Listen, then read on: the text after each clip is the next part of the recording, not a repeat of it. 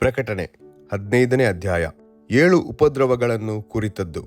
ಪರಲೋಕದಲ್ಲಿ ಆಶ್ಚರ್ಯಕರವಾದ ಮತ್ತೊಂದು ಮಹಾಲಕ್ಷಣವು ನನಗೆ ಕಾಣಿಸಿತು. 7 ಮಂದಿ ದೈವದೂತರ ಕೈಯಲ್ಲಿ 7 ಉಪದ್ರವಗಳಿದ್ದವು. ಇವು ಕಡೆ ಉಪದ್ರವಗಳು. ಇವುಗಳಲ್ಲಿ ದೇವರ ರೌದ್ರವು ಮುಗಿದಿರುವುದು. ಮೃಗದ ಮೇಲೆ ಜಯ ಹೊಂದಿದವರ ಗೀತ. ಬೆಂಕಿ ಬೆರೆತ ಗಾಜಿನ ಸಮುದ್ರವೋ ಎಂಬಂತೆ ಏನೋ ಒಂದು ನನಗೆ ಕಾಣಿಸಿತು.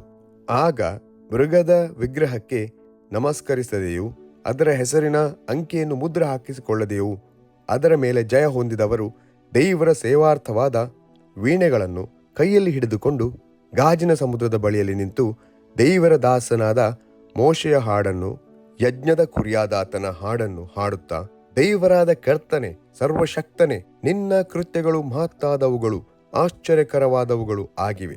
ಸರ್ವ ಜನಾಂಗಗಳ ಅರಸನೆ, ನಿನ್ನ ಮಾರ್ಗಗಳು ನ್ಯಾಯವೂ ಸತ್ಯವೂ ಆಗಿವೆ. ಕರ್ತನೇ, ನಿನ್ನ ನಾಮಕ್ಕೆ ಭಯಪಡದವರು, ಅದನ್ನು ಘನವಾದದ್ದೆಂದು ಒಪ್ಪಿಕೊಳ್ಳದವರು ಯಾರಾದರೂ ಇದ್ದಾರೇ? ನೀನೊಬ್ಬನೇ ಪರಿಶುದ್ಧನು.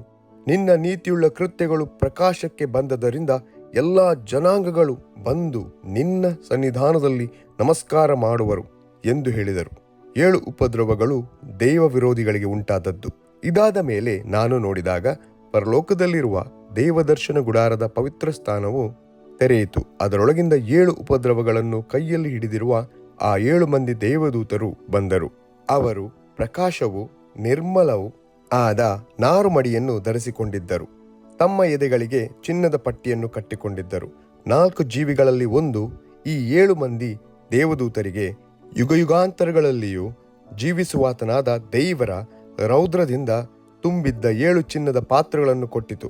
ದೇವರ ತೇಜ ಸಾನ್ನಿಧ್ಯದಿಂದಲೂ ಆತನ ಶಕ್ತಿಯಿಂದಲೂ ಉಂಟಾದ ಹೊಗೆಯಿಂದ ಪವಿತ್ರ ಸ್ಥಾನವು ತುಂಬಿದ ಕಾರಣ ಆ 7 ಮಂದಿ ದೇವದೂತರ ಕೈಯಲ್ಲಿದ್ದ 7 ಉಪದ್ರವಗಳು ತೀರುವ ತನಕ ಆ ಪವಿತ್ರ ಸ್ಥಾನದೊಳಗೆ ಪ್ರವೇಶಿಸುವುದಕ್ಕೆ ಯಾರಿಂದಲೂ ಆಗಲಿಲ್ಲ ಎಂಬುದೇ.